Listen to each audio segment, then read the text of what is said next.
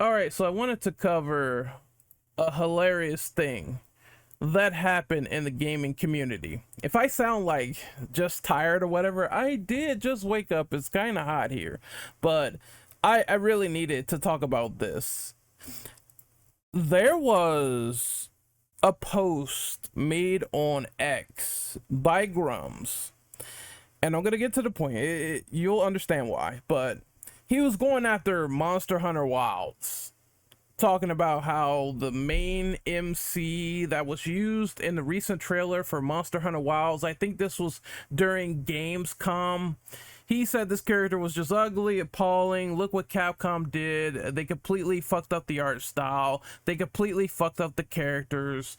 You know, the typical grifter rage bait that you will see involving people's faces because, you know, they don't play video games. But the typical stuff that you would see. Now, what Grummz is complaining about, you know, as Monster Hunter fans and, you know, as Monster Hunter players, you can customize your own characters. You can make them look however you want. It's a no-brainer when you put two brain cells together that you will realize this is probably Capcom's own created hunter in Monster Hunter Wilds, and you could probably make any character that you readily want because that's how the games have been for a little bit now, right?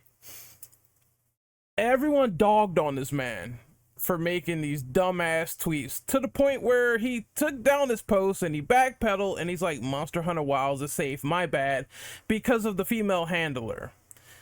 It just shows that once again, when misinformation starts to hit a community, when folks are kind of just fucking tired of a lot of these grifters coming in with next to no information, never playing the games, they didn't play the last game, so they didn't know about the customization feature of the hunter. Folks are sick of it. They're not taking it anymore. The entire community beat on this man, and they weren't having it, all right?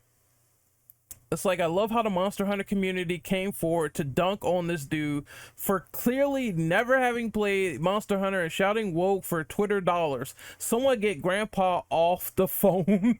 It's like, this is almost unprecedented with how it happened. I was kind of shocked because I kind of thought, you know, when people grift, there's folks that will kind of just go on with it, agree, and it will continue, but no.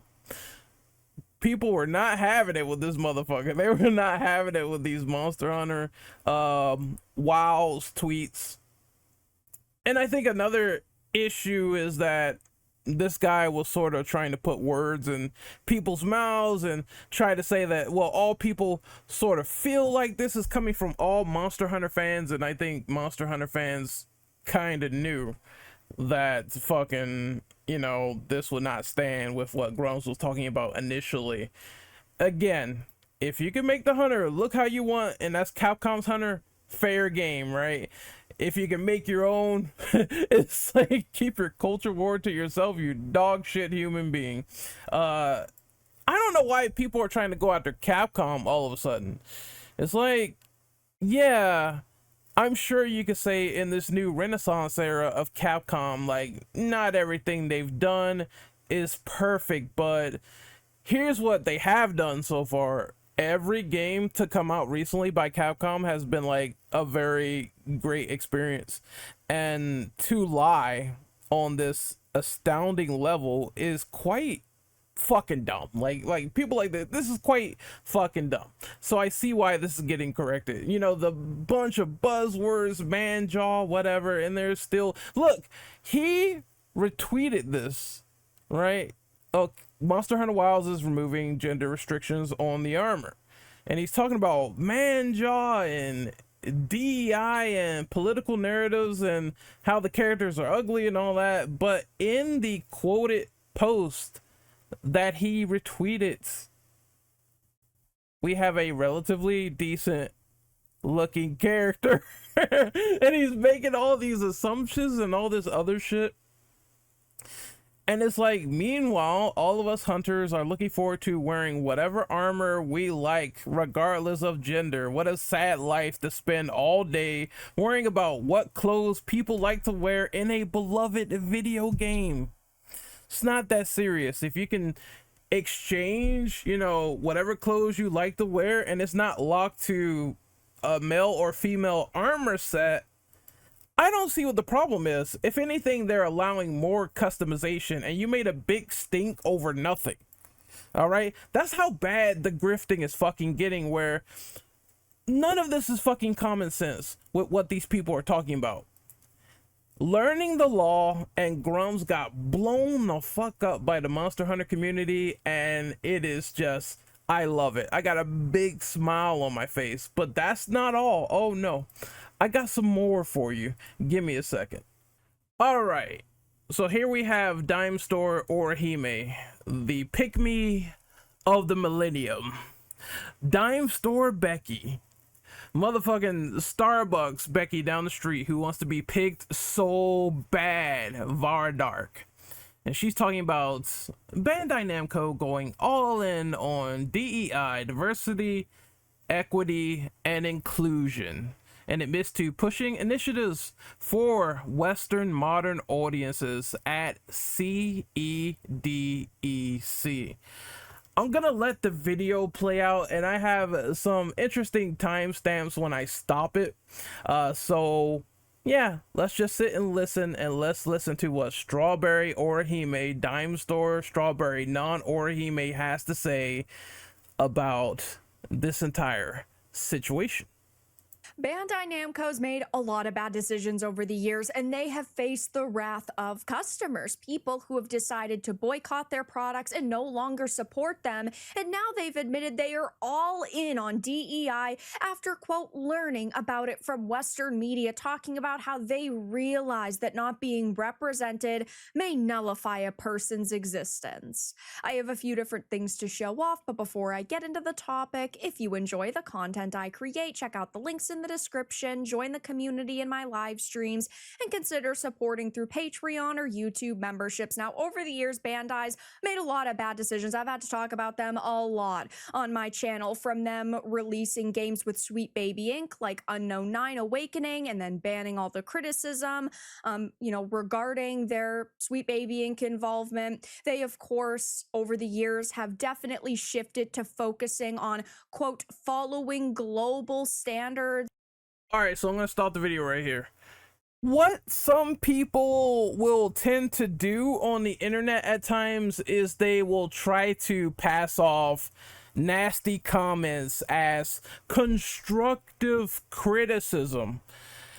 I saw some of this with Concord, all right, and the developers, oh, why did the Concord dev hide people's feedback and say you got to pay me $8 to unhide your tweet?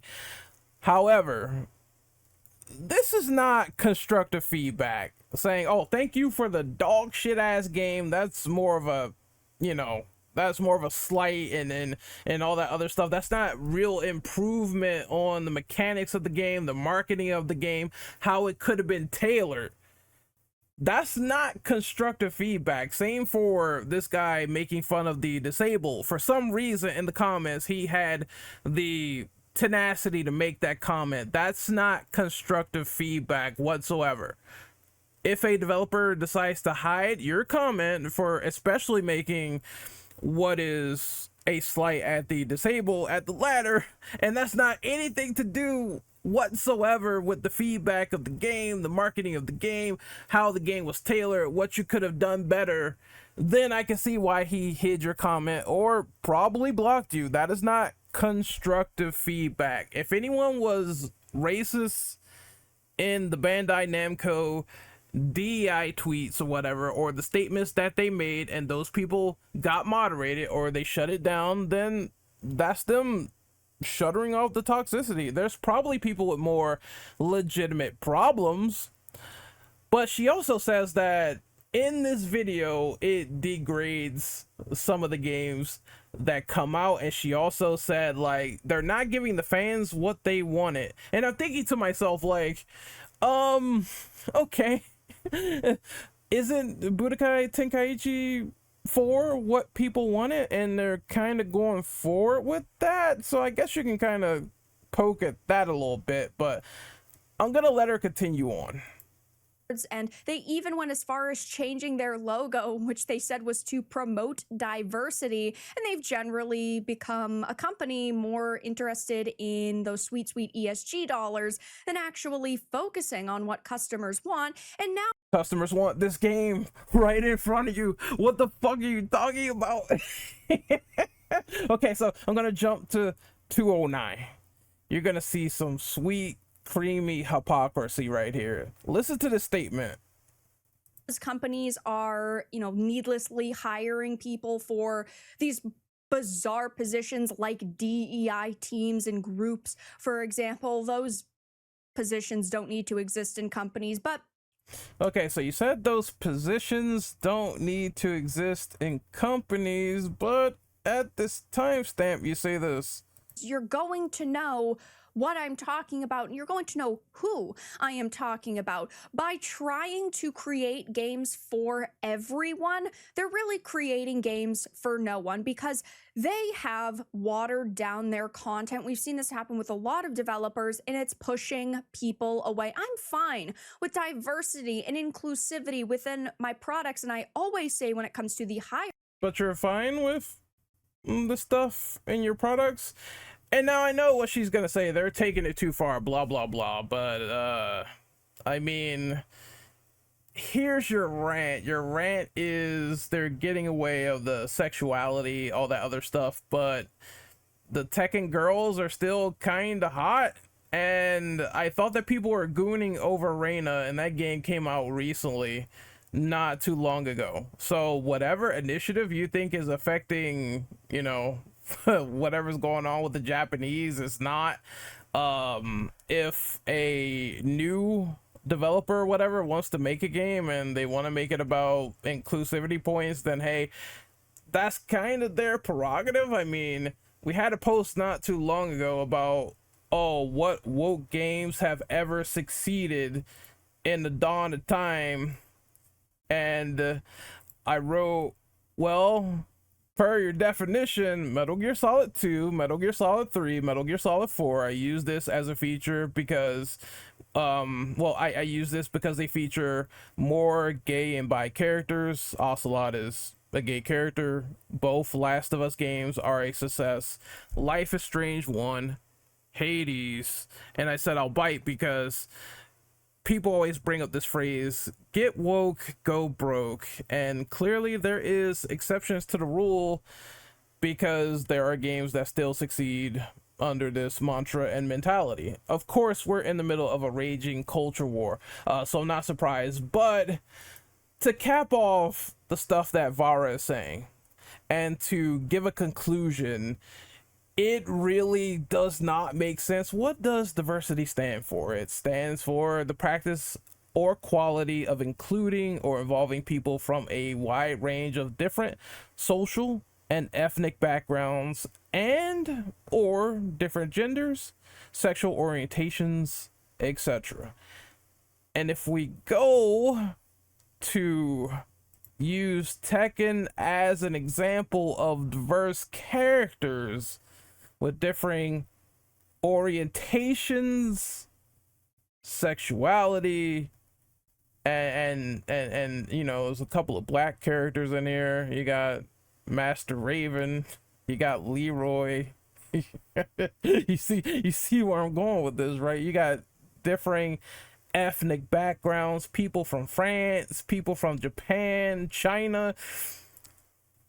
It's why it doesn't make any sense. Vara wants you to know that this company has DEI policies. Literally, this company, the company that made an autistic character in 1984, that did the Gundam fights, that literally made Miss Pac-Man to counter Pac-Man, is woke.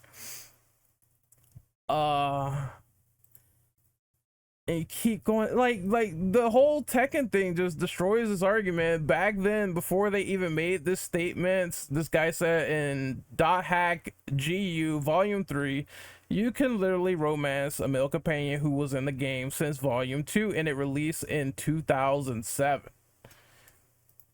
So Bandai Namco has been kind of already doing this, kind of already having this in their game, being, you know, a lot more inclusive. People are saying stay the fuck away from Tekken, dog. And Soul Calibur, that also has a bunch of diverse ethnic groups as well. So I just think this is a bunch of blubbering yapping.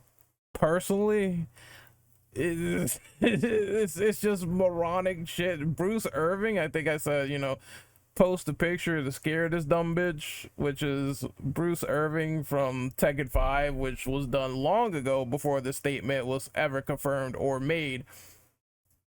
Whether it dilutes products is up to the observer, but I think that there's always going to be good, mid, and bad Bandai Namco games that come out no matter who it's from. So as long as they're still putting out like at least good products that people are vested to, like Tekken 8 or something else, so it's like, why the fuck does all of this hubbub even matter at this rate? You know what I mean? Again, Becky just wants attention. Becky does not play Tekken. You know what, Becky? I'll tell you this: if you're hard up, you can fight me at Tekken. You know my Tekken ID is like Operative _ and I will show you. I will show you some DEI. I'll show you some DEI combos with some of my characters, and I know you will love it. All right, open challenge, but I know you don't play these games. Anyway, this is Renegade Operative signing out. Hopefully you guys found this as funny as me. It's a good thing that communities are fighting back against this grifter nonsense, and I will see you guys next time. Later.